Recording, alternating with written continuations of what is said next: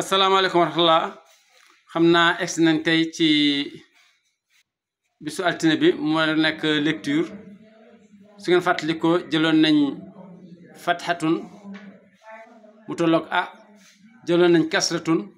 mu tolloog i jëloon nañ dammatun mu tolloog u jëloon nañ sukkoonun mu tolloog a plus la lettre kooku kon jaratu ñu koy répététi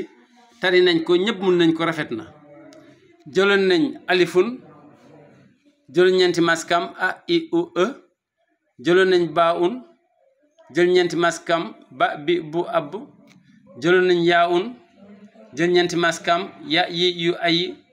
jëloon nañ nuunun jël ñeenti maskam muy na ni nu ann jëloon nañ taawun ak ñeenti maskam muy ta ti tu at jëloon nañ saaun ak ñetti maskam muy sa si su as jëloon nañ jiimun ak ñeenti maskam muy ja ji ju ajj jëloon nañ xaaun ak ñeenti maskam muy xa xi xu ax jëloon nañ da xaaun ak ñeenti maskam muy xa xi xu ax jëloon nañ daalun ak ñeenti maskam muy da di du add jëloon nañ zaalun ak ñeenti maskam muy za zi zu as tey jii nag lañ war a dellusi ci alphabet boobu tey nag kon jëloon nañ 5 plus 6 mu nekkoon 11 tey jii dañuy jël 4 plus 4 muy 8 à la fois tey ñu ngi jël raaun suñ ko jëlee ñeent yi di ru ar ñu jël tey zaayun muy za zi zu as ñu jël siinun muy sa si su as ñu jël shiinun muy sha si su as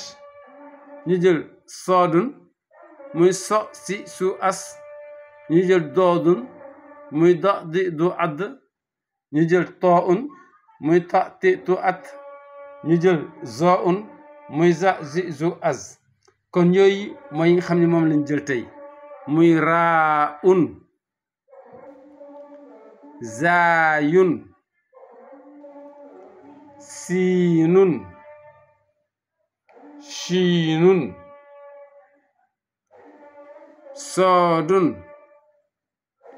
doodun tooun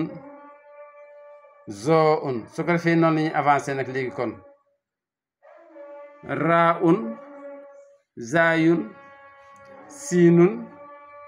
shiinun soodun doodun tooun zoun kon bis ni ki tey dootuñu waxati fathatun kasratun jeex na kooku passé nañ ko duñ waxati alifun baaun ba ci zaalun passé nañ ko tey léegi ñu ngi soxla rek ñu insister ci 8 yi nga xam ne moom lañu indi tey muy raaun zaayun siinun shiinun soodun doodun tooun zoun suñ ñëwaatee nag incha allah dañuy ramasser waat nag la ca des yépp ci alphabet bi mu jeex pour ñu dugg ci deuxième phase kon lii mooy leçon tey bi wasalaamualeykum wa rahmatullahi wa barakaatu.